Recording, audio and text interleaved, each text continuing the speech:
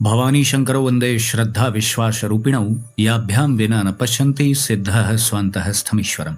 हर हर महादेव। हार्दिक स्वागत करता हूं आप सभी भगवत प्रेमी दर्शकों का आपके अपने ही YouTube चैनल जगत पिता शिव में। भगवान श्री भूमेश्वर महादेव जी की कृपा से आप सभी स्वस्थ सकुशल और प्रसन्न होंगे, ऐसा मुझे विश्वास है। अश्वस्य भूषणम वेगो मत्तम स्याद गज भूषणम चातुर्यम भूषणम नार्या उद्योगो नरभूषणम। अर्थात तेज चाल घोड़े का आभूषण है, मत्त चाल यानी झूमती हुई मदमस्त चाल हाथी का आभूषण है। और सभी माताएं बहनें भी ध्यान से सुने कि चातुर्य नारी का आभूषण है, सौंदर्य नारी का आभूषण नहीं है। शास्त्र कहता है कि चातुर्य यानी बुद्धिमत्ता नारी का आभूषण है। और उद्योग में लगे रहना यानी परिश्रम करना, कुटुंब का भरण पोषण करना नर यानी एक पुरुष का आभूषण है। संस्कृत सुभाषित से लिया गया यह महत्वपूर्ण श्लोक था। आज का जो प्रस्तुत वीडियो है वह भी बहुत महत्वपूर्ण विषय पर आधारित है। बहुत से साधक अज्ञानतावश कुछ त्रुटियां करते रहते हैं, समय समय पर ध्यान केंद्रित भी कराता रहता हूं मैं। लेकिन आज तो स्पेशली मैं 5 ऐसे विषय आपको बताऊंगा जो सनातन धर्म के शास्त्रों के अनुसार बिल्कुल भी ठीक नहीं है। आज ऐसे 5 विशेष मैं कार्य आपको बता रहा हूं जो आपको नहीं करने चाहिए। तो आइए जानते हैं उसी श्रृंखला में पहला कौन सा वो कार्य है। पहली त्रुटि जो साधक साधिकाएं तो नहीं करते, क्योंकि साधक साधिका होना यानी इससे यह सिद्ध होता है कि आप अध्यात्म के बारे में सामान्य जानकारी तो रखते ही होंगे। यह त्रुटियां सामान्य लोग करते हैं और वो गलती है चंद्र ग्रहण या सूर्य ग्रहण को बिल्कुल हल्के में लेना, उसके महत्व को न समझना। बहुत से लोग ऐसे दुनिया में हैं, आप ढूंढिए तो मिल जाएंगे, जो ये कहते हैं कि अरे ये सब तो भौतिक जगत की घटनाएं हैं, ये तो वैज्ञानिक घटना है, यह सब तो वैज्ञानिकों का विषय है। सूर्य ग्रहण चंद्र ग्रहण से हमें क्या लेना देना, क्या आवश्यकता है इसको मानने की। सभी विद्वान साधक साधिका इस बात को जानते हैं कि जब सूर्य ग्रहण लगता है तो उसके 12 घंटे पूर्व से सूतक काल प्रारंभ हो जाता है, और जब चंद्र ग्रहण लगता है तो उसके 9 घंटे पहले से सूतक काल लग जाता है। और सूर्य चंद्र ग्रहण के वक्त किस राशि में थे उससे उनका प्रभाव कितना पड़ेगा कितना नहीं पड़ेगा यह सब तय होता है। हर ग्रहण का प्रभाव अलग अलग होता है। सूर्य ग्रहण जो इस वर्ष पड़ा उसका प्रभाव अलग दिखेगा, सूर्य ग्रहण जो अगले वर्ष पड़ा उसका प्रभाव अलग दिखेगा, उसके अगले वर्ष जब पड़ेगा तो अलग प्रभाव दिखेगा। उसी प्रकार से चंद्र ग्रहण यदि 2 बार वर्ष में पड़ रहा है तो उसके प्रभाव भी भिन्न भिन्न होंगे, क्योंकि हो सकता है उस वक्त वो दूसरी राशि में रहा हो, जब दोबारा ग्रहण पड़ा तो वो दूसरी राशि में रहा हो। तो ये जान लीजिए कि ग्रहण का प्रभाव तो 12 राशियों पर पड़ता है। और ये तो बड़ी छोटी बात है, 12 राशियों की बात होगी तो केवल इसे मनुष्यों से जोड़ के देखा जाएगा। असल बात तो ये है कि ग्रहण का प्रभाव संपूर्ण धरा पर यानी पूरी पृथ्वी पर पड़ता है, वातावरण में पड़ता है, और समस्त जीव जगत पे भी ग्रहण का प्रभाव पड़ता है। आप नहीं मान रहे हैं तो इससे यह सिद्ध नहीं हो जाता है कि इसका प्रभाव नहीं पड़ता है। जब ग्रहण काल में सिद्धियां प्राप्त की जा सकती हैं, ये कोई मजाक बात है, आप बड़े विद्वान पुरुषों से मिल करके आप पता कर लें। तो जब ग्रहण काल में इतनी महत्वपूर्ण शक्तियां प्राप्त की जा सकती हैं तो ग्रहण काल तो बड़ा महत्वपूर्ण है, इसी से हमें विचार कर लेना चाहिए। तो उस वक्त जो हम त्रुटियां करते हैं वह भी स्थायी रूप से हमारे अकाउंट बैलेंस में जमा हो जाती है। फिर उसको नष्ट कर पाना फिर कितने भी मंत्रों से बहुत आसान नहीं होता है। अब आपके संचित पुण्य कर्म यदि बहुत ढेर सारे हैं तो आप कुछ भी कर लें। जैसे संसार में देखा जाता है ना कि कुछ लोग पाप वृत्ति में भी संलग्न हैं लेकिन भौतिक सुख सुविधा संपन्न देखे जाते हैं, वो बात अलग है। अपवाद स्वरूप में किसी एक व्यक्ति की बात नहीं कर रहा हूँ। लेकिन यदि ग्रहण के नियमों की आप अवहेलना कर रहे हैं तो इसका प्रभाव स्थायी रूप से देखा जाता है। अभी तक आप बच गए हैं तो आगे भी आप बचे ही रहें ऐसा जरूरी तो है नहीं। तो इसलिए ग्रहण काल में कम से कम हमें भोजन तो नहीं करना चाहिए। ठीक है, यदि सूर्य ग्रहण लगा तो 12 घंटे पहले से अशुद्धि प्रारंभ हो गई तो उसी समय आप भोजन सामग्रियों में और अपनी रसोई में कुशा जो होता है जिससे संकल्प आदि किया जाता है वो आपके पास हो तो उसको खाद्य सामग्रियों में आप डाल दें। अपने फ्रिज में, किचन में जो भी खाद्य सामग्रियां हों, सब्जी हो, फल हो, अनाज हो, उन सब में कुशा को या तुलसी दल को आप डाल सकते हैं। कोई बहुत बड़ा नियम थोड़ी होते हैं इसमें, लेकिन न मानने पे नुकसान बड़ा है। मैं आप सभी को ये समझाना चाह रहा हूँ। थोड़ी सी सावधानी रख करके बड़ी समस्याओं से आप बच सकते हैं। ग्रहण के दौरान आप भोजन न करें, ठीक है, आपकी भगवान में बहुत श्रद्धा नहीं है, आप नाम जाप मंत्र जाप कुछ मत करिए, आप टीवी देखते रहिए, लेकिन ग्रहण के दौरान किसी ऐसे कार्य को ना करें जो शास्त्र सम्मत नहीं है। क्या क्या नहीं करना चाहिए वो सबको पता है, वो बताने की आवश्यकता नहीं। तो थोड़े से सुख के लिए इस त्रुटि से बचना चाहिए, क्योंकि ग्रहण काल में की गई त्रुटि स्थायी रूप से अपना प्रभाव दिखाती है, इसमें कोई दो राय नहीं है। तो पहली त्रुटि तो सबको सुधार लेनी चाहिए कि जब जब ग्रहण पड़े तो उसकी निर्धारित अवधि तक पवित्रता का पालन करें। आप कोई नाम जाप मंत्र जाप नहीं करते हैं, ना करें, कोई दिक्कत नहीं, बस पवित्रता का पालन करें। कार्य नंबर 2 या कह सकते हैं कि त्रुटि नंबर 2 जो अधिकांश लोग करते हैं, वह है सुगंधित द्रव्य, इत्र, परफ्यूम, डिओड्रेंट आदि लगा करके अनुचित स्थानों पर जाना। जैसे नदी का किनारा हो गया, सायंकाल बहुत से लोग जो नदी किनारे रहते हैं वो लोग भी जाते हैं, तो वह स्थान ठीक नहीं होता है। वहाँ तो खैर बहुत सायंकाल नदी किनारे बिना परफ्यूम लगाए भी नहीं जाना चाहिए। आप चाहे इत्र परफ्यूम आदि लगाए हों चाहे न लगाए हों, वहाँ जाना सायंकाल बेवजह बेमतलब ठीक नहीं होता है। और जो बड़े बड़े चौराहे होते हैं वहाँ से भी गुजरना सुगंधित द्रव्य लगा करके बहुत अच्छा नहीं होता है। हालांकि जो अच्छे साधक हैं, महादेव जी की या अपने इष्ट देव जी की विधिवत शरण लिए हुए हैं, तो उन्हें इससे बहुत भयभीत होने की आवश्यकता नहीं है। या भगवान के किसी प्रसाद स्वरूप आपको उन पे चढ़ा हुआ इत्र मिल गया है, आप उसे लगाए हुए हैं, तो उससे भयभीत होने की जरूरत नहीं है। सामान्यतः दिक्कत उन्हें अधिक होती है जो बिल्कुल नास्तिक भी नहीं है और प्रारंभिक स्तर की पूजा पाठ करते हैं, वो साधना आदि भी नहीं करते हैं, बहुत सामान्य सी पूजा पाठ बस करते हैं। तो ऐसे लोगों को बस अधिक सावधान रहने की आवश्यकता है। अनावश्यक आप खूब ढेर सारा परफ्यूम आदि लगा करके अनुचित स्थानों पर जा रहे हैं तो वो ठीक नहीं है। या आप ऐसे स्थान से गुजर रहे हैं जहाँ पर बीच में ऐसे स्थान पड़ते हो जो ग्रेवयार्ड हो या श्मशान हो, तो ऐसे रास्ते में आने जाने से भी थोड़ी दिक्कत हो सकती है। और बहुत से लोग इसको सुन के ये भी कहेंगे कि अरे इससे कुछ नहीं होता है, मैं तो रोज ही लगा के जाता आता हूँ। तो देखिए, मैं ये भी तो कह रहा हूँ ना कि अनुचित स्थानों पर नहीं जाना है। अब आप चाह रहे हैं कि मैं किसी दोस्त की पार्टी में जा रहा हूँ, अब मुझे डिओड्रेंट और परफ्यूम वगैरह लगा के जाना है, तो वहाँ नहीं दिक्कत है। दिक्कत कहाँ है? ऐसा रास्ता हो जहाँ पर कुछ समस्याएं हैं, बड़ा सा चौराहा हो, वहाँ की बात मैं कह रहा हूँ। ये बात गलत थोड़ी है, आप विचार करके देख लीजिए। अब किसी के घर जा रहे हैं, किसी की शादी में जा रहे हैं, किसी निमंत्रण में आप जा रहे हैं, वहां थोड़ी कोई दिक्कत है। कुल मिलाकर कहने का ये मतलब है कि अनावश्यक रूप से इस वस्तु का इस्तेमाल आप करेंगे तो ये एक प्रकार का इनविटेशन होता है नकारात्मक शक्तियों के लिए, और ऐसी त्रुटियां सामान्यतः लोगों से हो जाती हैं। इसीलिए तो मैं कहता हूँ कि आप साथ में अपने इष्ट देव का नाम अवश्य जाप करते रहें। यदि आपने परफ्यूम लगाया भी है, यदि आपने डिओड्रेंट लगाया भी है और आप किसी ऐसे मार्ग से जा रहे हैं जहां आपको लगता है कुछ समस्या है, तो आप अपने इष्ट देव का नाम जाप करते जाएं ना।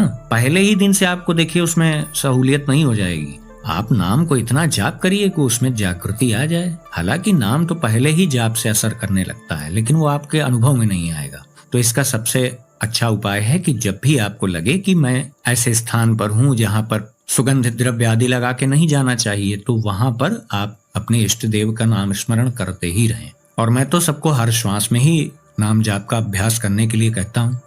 और हाँ, इसी बात से याद आया कि बहुत से लोग ये भी सोचते हैं कि बात करते हुए भला कोई कैसे नाम जाप कर सकता है। जैसे मैं इस वक्त ऑडियो की रिकॉर्डिंग कर रहा हूँ, तो मैं इस वक्त कैसे नाम जाप कर रहा हूँ, उसकी भी एक तकनीक होती है। बातचीत करते वक्त नाम का जाप नहीं किया जाता है। उस समय जहाँ पर हमारा ध्यान केंद्रित होता है, हम नाम को वहीं पर देखते हैं। हालांकि वीडियो में इतनी आसानी से आपको नहीं समझ में आ जाएगा, यह तो बहुत अभ्यास का विषय है। ये कोई किताबी बात नहीं है, सब अभ्यास का विषय है। जो उस स्थिति पे पहुंचा है वो आपको बताएगा, मिल के आप पता कर सकते हैं। कार्य नंबर 3 या कह सकते हैं कि त्रुटि नंबर 3 जो नहीं करनी चाहिए, हालांकि यह विषय जो मैं बताने जा रहा हूँ यह तो अधिकांशतः साधकों के लिए है, और उन साधकों के लिए जो लौकिक मनोकामनाएं रख करके साधनाएं कर रहे हैं। जो लोग धन प्राप्ति के लिए, प्रसिद्धि प्राप्त करने के लिए या अन्य तमाम जो भौतिक इच्छाएं होती हैं संसार में, उन सबको हासिल करने के उद्देश्य से यदि आप साधनाएं कर रहे हैं, तो आप यह भी एक बात जान लें कि यदि आप किसी मनोकामना की पूर्ति के लिए साधना कर रहे हैं, तो या तो दो ही काम होंगे, आपकी साधना की अवधि पूरी हो जाएगी या तो आपकी मनोकामना पूर्ण हो जाएगी। यही दो कार्य होंगे। सामान्यतः जो मनोकामना पूर्ति आदि के लिए साधनाएं होती हैं वह तो निश्चित अवधि के लिए ही होती है ना। तो उसके लिए आप साधना कर रहे हैं अपनी मनोकामना पूर्ति के लिए निश्चित अवधि तक। तो उसके बाद क्या होगा, आपकी यदि मनोकामना पूर्ण हो गई तो आपकी श्रद्धा बढ़ेगी, आप खूब प्रसन्न होंगे, प्रभु को खूब प्रसाद चढ़ाएंगे। लेकिन मनोकामना पूर्ण नहीं हुई तो बहुत संभावना है कि आप अश्रद्धा कर बैठें। हालांकि सब ऐसा नहीं करते, कुछ लोग और उत्साह के साथ दोबारा फिर दूसरी साधना करते हैं, 3 बार करते हैं, 4 बार, 5 बार, 10 बार, जब तक उन्हें सफलता नहीं मिलती। लेकिन इन सब के बीच मैं समझाना आपको ये चाह रहा हूँ कि यदि आप कोई मनोकामना रख करके साधना कर रहे हैं तो यह ठीक है, आपकी इच्छा है, आप कर रहे हैं, आपको अधिकार है। लेकिन इसका फल भी समझें। आप यदि बहुत भौतिक वस्तुओं के साथ संलग्न होंगे तो आपका जो मन है वह तो स्वाभाविक रूप से ही भौतिक पदार्थों की ओर आकर्षित होता है, तो मन और बलवान होता चला जाएगा। और शास्त्र कहता है कि मन एवं मनुष्याणाम कारणम बंध मोक्षयोः, यानी बंधन और मोक्ष का कारण एकमात्र मन है। तो मन की बहुत इच्छा आप पूर्ण करेंगे तो वो मुक्ति की ओर नहीं ले जाएगी, वह तो बंधन की ओर ले जाएगी। आतुर काल कहते हैं, जब हम मृत्यु के बिल्कुल करीब होते हैं, मरणासन स्थिति में जीवात्मा जैसे विचारों में संलग्न होती है उसे वैसा ही जन्म, वैसी ही गति प्राप्त होती है। इसीलिए तो कहा जाता है ना कि वही सौभाग्यशाली है जिसे अंत समय में प्रभु का नाम स्मरण हो जाए, उनका दर्शन हो जाए। जीवन भर आपने नाम जाप किया हो लेकिन अंत समय में वो आपको स्मरण आएगा कि नहीं आएगा, वह प्रभु की इच्छा पर निर्भर होता है। यह सदैव याद रखना चाहिए। भौतिक इच्छाओं में फंसे रहना, उसी उद्देश्य से साधनाएं आदि करना, और वह पूर्ण भी हो गई तो आपकी और रुचि बढ़ेगी, आप फिर और दूसरी मनोकामना के लिए साधना करने लग जाएंगे। पक्का यही होता है भैया। कोई आप मनोकामना लेकर के साधना करेंगे, अच्छे से आप कर लिए तो वो पूर्ण हो ही जाएगी, फिर आपकी उसमें और रुचि हो जाएगी, फिर आप किसी और इच्छा के लिए करने लग जाएंगे, तो फिर आपका जीवन इसी में व्यतीत हो जाएगा। फिर अंत में मृत्यु के बाद फिर नीलबटा सन्नाटा, अंधकार। तो ये एक थोड़ा सा मैं इस चीज को अच्छा नहीं मानता हूँ। बहुत से लोग जो मनोकामना पूर्ति के उद्देश्य से प्रभु की शरण में जाते हैं तो उनकी इच्छा पूर्ण करते हैं भगवान, उसमें कोई समस्या थोड़ी है, कोई पाप थोड़ी है। लेकिन इसमें आवश्यकता से अधिक रुचि लेने लग जाना, ये जो है खतरे का संकेत है, इसलिए इससे सावधान रहना चाहिए। कार्य नंबर 4 या कह सकते हैं त्रुटि नंबर 4 जो बहुत से लोग करते हैं कि घर के अंदर, मुख्य द्वार के अंदर वह श्वान अर्थात कुत्ता पाल लेते हैं। जिन्होंने पाल रखा है, यदि उन्हें ये बात पता नहीं है तो ठीक है, भूलवश कोई त्रुटि हो जाती है तो कोई इसमें बात नहीं है, उसको सुधारा जा सकता है। लेकिन जो लोग हट करते हैं कि बस नहीं, पालना जरूरी ही है और ये आवश्यक है कि वो घर के कमरों में घूमे, आपके रसोई के आसपास, आपके उठने बैठने के स्थान पर वह जाए आए, हर जगह मुंह लगाए, चाटे, ये सब अच्छी बात नहीं होती है। अब इसके पीछे का कारण भी समझ लीजिए। कुत्ता सबसे पहले तो भैरव जी का वाहन ही है, तो वाहन तो चूहा भी है गणेश जी का, जिसे परम अशुभ माना जाता है। चूहा बहुत शुभ जानवर नहीं होता है, इसको ध्यान रखिएगा। चूहा बर्बादी का प्रतीक है, इसीलिए गणेश जी से चरणों से दबाए रखते हैं। इसीलिए एक सदगृहस्थ के घर में गणेश जी का रहना, उनकी प्रतिमा का रहना बड़ा आवश्यक होता है। वरना चूहा तो है ही बर्बादी का प्रतीक, उसका शमन करने के लिए ही गणेश जी की प्रतिमा रखी जाती है। तो उसी प्रकार से भैरव जी का वाहन पवित्र नहीं है, इसको ध्यान रखिएगा। अब कारण नंबर 2, कुत्ता अकेले ही राहु, केतु और शनि का प्रतीक है। ऊपर से यदि वो काला हुआ तब तो और ही अधिक उसका प्रभाव रहता है। और आपकी कुंडली में शनि भी मान लीजिए बहुत अच्छी स्थिति में है, राहु केतु भी ठीक हैं। अब आपने श्वान को घर के अंदर प्रवेश दिला दिया तो उसका आपके ग्रहों पर निश्चित रूप से असर पड़ेगा, इसमें कोई दो राय नहीं है। और घर में अपवित्रता फैलेगी, उसमें भी कोई दो राय नहीं है। इसमें अपनी गलती को मान लेने में कोई बुराई नहीं है। अब इसमें बहुत से लोग ये तर्क देते हैं कि ये तो जीव सेवा के विरुद्ध बात हो गई। तो अब आप सनातन धर्म का मत एक और जान लीजिए कि हमारे धर्म में कुत्ता बहुत ही महत्वपूर्ण जानवर है। जब भी श्राद्ध होता है तो आप जान लीजिए बिना कुत्ते के ग्रास के वो पूर्ण नहीं हो सकता है। कुत्ते को द्वारपाल की संज्ञा दी गई है सनातन धर्म में, और कहा भी गया है द्वार के बाहर उसका होना परम आवश्यक है। उसकी सेवा बहुत अच्छी बात है और उसकी सेवा होनी चाहिए।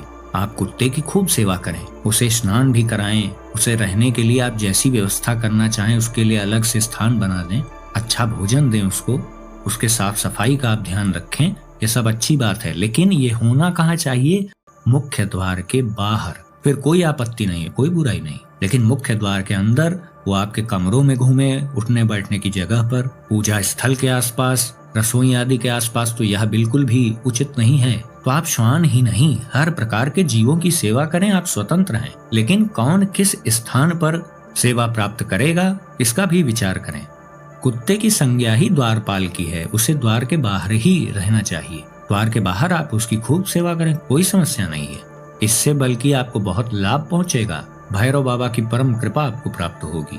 आप कभी कुत्ते को घर के अंदर ले आएं तो उसके व्यवहार का आप निरीक्षण करें, और वो घर के बाहर जाए तब उसके व्यवहार का आप निरीक्षण करें। आपको फर्क, अंतर स्पष्ट पता चल जाएगा। मतलब वही स्थिति हो गई कि आपने अपने द्वारपाल को, यानी आपने जो आपका सुरक्षा गार्ड है गेट पे खड़ा हुआ, उसे आपने अंदर कह दिया जाओ भैया सो जाओ। तो ये ठीक नहीं है। वो आपके द्वार पे रहेगा तो नकारात्मक शक्तियों को प्रवेश के पहले ही निपटारा कर देगा। तो बहुत अच्छी बात है। तभी तो मैंने कहा कि भैरव बाबा कृपाल हो जाएंगे आपके ऊपर, उससे लाभ भी होगा। कुत्ते की सेवा से बहुत लाभ है। इसीलिए तो कहा गया कि कुत्ते को द्वार पे रहना बहुत शुभ होता है। बहुत ही अच्छी बात है, बहुत ही सुंदर बात है। लेकिन द्वार के अंदर भैया उतना ही टेढ़ी बात है। तो इसलिए बात को समझने का प्रयास करें। सबका स्थान अलग अलग है, सेवा सबकी आप करें, कोई दिक्कत नहीं इसमें। कार्य नंबर 5, या कह सकते हैं कि त्रुटि नंबर 5, जो अधिकांश लोग करते हैं, और वह है घर के भीतर प्राण प्रतिष्ठा कराना। यह शास्त्रोक्त रीति से बिल्कुल सही नहीं है। और सही नहीं है तो फिर भी लोग कैसे कर लेते हैं, कौन करा देता है, यह तो आज तक मैं समझ नहीं सका हूँ। घर के भीतर अचल प्राण प्रतिष्ठा उचित नहीं है। अचल प्राण प्रतिष्ठा तो बड़े बड़े मंदिरों आदि में की जाती है, जहाँ पर सार्वजनिक स्थान होता है, जहाँ पर सभी प्रकार के लोग आ सकते हैं। क्योंकि अचल प्राण प्रतिष्ठा जब की जाती है तो बहुत सी सूक्ष्म जगत की शक्तियां भी उस ओर आकर्षित हो जाती हैं। और जब बहुत सी शक्तियां आकर्षित हो जाती हैं, मैं कह रहा हूँ, तो उसमें बहुत सी शामिल हैं, फिर तो वो ठीक नहीं है घर के लिए। इसीलिए मना किया गया है। आप शिव पुराण में भी मेरे द्वारा सुने होंगे कि घर में जो शिवलिंग रखा जाता है उसमें प्रतिष्ठा आदि नहीं की जाती है। और शास्त्र मत है कि जहाँ पर अचल प्राण प्रतिष्ठा हो वह उतना स्थान सार्वजनिक होना चाहिए, और उसके आसपास शौचालय आदि नहीं होना चाहिए। और सांसारिक जगत के जो भी सामान्य कृत्य हैं वो सब अचल प्राण प्रतिष्ठा की जो प्रतिमा है उसकी एक निश्चित परिधि है, उसके भीतर वो सब कार्य नहीं होने चाहिए। घर के लिए तो ये विधान है कि कोई भी प्रतिमा में आप प्रतिष्ठा कर लें सामान्य रूप से, फिर उसमें लंबे समय तक उसकी विधिवत आप सेवा करते रहें। उस प्रतिमा के सम्मुख आप उनसे संबंधित मंत्र, नाम आदि का जाप करें, तो उससे स्वयं ही प्रतिमा जागृत हो जाएगी। तो यही कुछ 5 कार्य थे जिससे लोगों को बचना चाहिए। यदि वीडियो आपको अच्छा लगा तो इसे लाइक करें, अपने मित्रों बंधु बांधवों के साथ शेयर करें। इस चैनल का वीडियो आप पहली बार देख रहे हैं तो कृपया इस चैनल को भी सब्सक्राइब करें और बेल आइकन को भी अवश्य प्रेस कर दीजिएगा। तो भगवान श्री कल्पेश्वर महादेव जी से मैं ऐसी प्रार्थना करता हूं कि वो आप सभी को सदा सुखी, स्वस्थ और ऊर्जावान बनाए रखें। मिलते हैं अगले वीडियो में एक नई और उपयोगी जानकारी के साथ। तब तक के लिए आप सभी भगवत प्रेमी भक्तों को हर हर महादेव।